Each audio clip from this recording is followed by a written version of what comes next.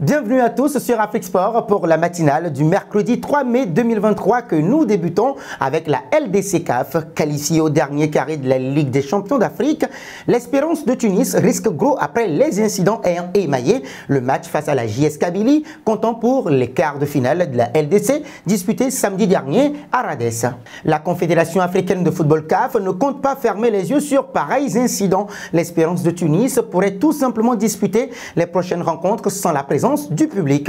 À en croire une source bien informée, l'instance fêtière du football africain n'écarte pas aussi la possibilité de disqualifier le club tunisien, sachant que cette même instance avait exclu l'entente de Sétif en 2016 suite aux scènes de violence et envahissement du terrain qui a contraint l'arbitre à interrompre le jeu à la 92e. En tout cas, la CAF a fermement condamné le comportement indiscipliné d'une partie des supporters lors des deux matchs de la Ligue des champions de la CAF en Tunisie et au Maroc.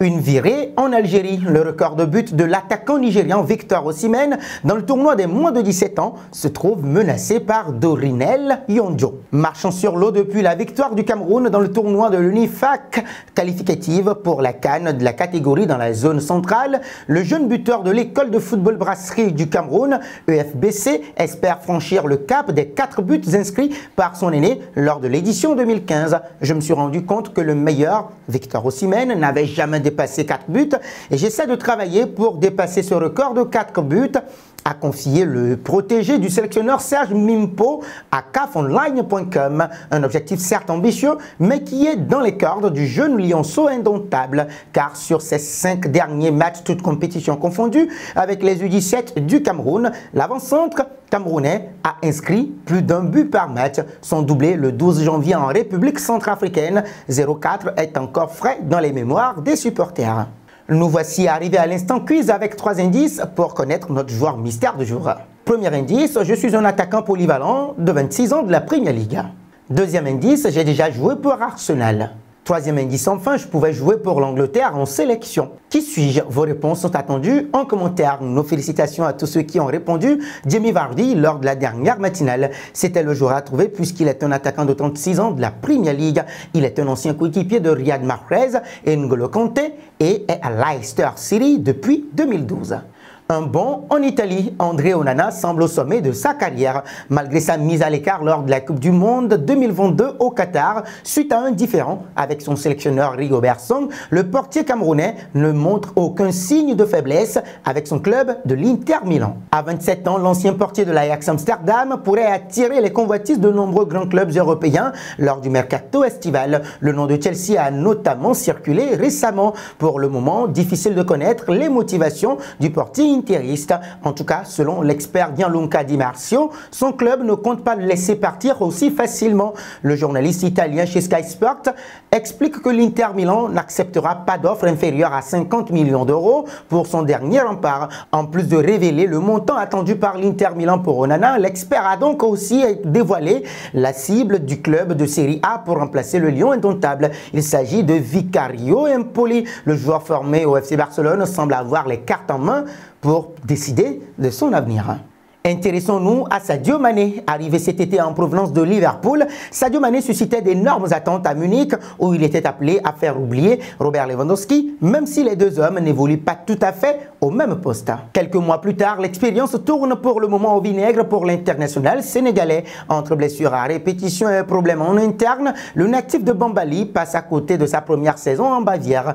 Pas de quoi le décourager alors qu'il aimerait rester l'an prochain pour montrer toute l'étendue de son énorme talent. Cependant, son club, lui, ne serait pas contre de le vendre afin de réinvestir ensuite l'argent de ce transfert sur un nouveau numéro 9. Un retour en Premier League, notamment du côté de Chelsea, avait été évoqué. Mais Ben Jacobs a coupé court à cette rumeur aujourd'hui en affirmant que les Blues n'étaient pas intéressés. En revanche, un certain José Mourinho serait totalement fan du champion d'Afrique et pourrait bien bouger les choses pour l'accueillir cet été. Reste à savoir dans quelle équipe alors que l'avenir du Choué Chalouane à la Roma reste incertain. Filons au Barça sous contrat jusqu'en juin 2024. L'ailier du FC Barcelone, Ousmane Dembélé, figure dans les plans du club catalan sur le long terme. D'après les informations du quotidien Sport, une première réunion a été organisée entre l'agent de l'international français, Moussa Sissoko, et le directeur du football des Blaugrana, Matteo Alemi. Sans surprise, le dirigeant de l'actuel leader de la Liga Santander a affiché le souhait de l'entraîneur Xavi Hernandez de conserver l'ancien Rennais, considéré comme un titulaire indiscutable. De son côté, le natif de Vernon a également l'envie de poursuivre son aventure sous les couleurs du Barça. Après ce premier contact positif, les deux parties se montrent optimistes avec d'autres rencontres prévues dans les prochaines semaines. Terminons avec Messi. Pendant 2 semaines, Lionel Messi est donc suspendu de match, mais aussi d'entraînement après sa virée non autorisée en Arabie Saoudite. L'Argentin ne sera en outre pas payé pendant cette quinzaine. Par cette décision, le Paris Saint-Germain met en avant la nouvelle politique sportive mise en place. Une décision forte avec le président Nasser Al-Khelaifi à la manœuvre qui montre qu'aucun joueur n'est au-dessus de l'institution. Du côté des médias français, les critiques envers le septuple ballon d'or ont déjà été nombreuses. Niveau de jeu, investissement, le champion du monde argentin en a pris pour son grade, un traitement qui révolte la presse argentine et notamment Gaston Edoul, journaliste à TC Sports. Ce dernier a taclé les médias de l'Hexagone sur sa chaîne Tweet. Depuis l'arrivée de Messi en France, ils l'insultent délibérément, ils expriment leur mauvaise foi à l'égard de Léo en le discréditant, en le traitant durement, en fabriquant des histoires et c'est un tacle non journalistique et de bas étage. Ils déversent sur son nom leur colère issue de diverses politiques et d'autres intérêts, clame-t-il. L'avenir de la Pulga au Paris Saint-Germain s'écrit encore un peu plus en pointillé. Et nous arrivons au terme de cette matinale que nous bouclons avec la question du jour. Aimeriez-vous voir Sadio Mané sous les couleurs de José Mourinho? Vos réponses sont attendues en commentaire. Mais en attendant, n'hésitez surtout pas de vous abonner sur Afrique Sport et d'actionner la cloche de notification pour ne rien manquer du football continental et international.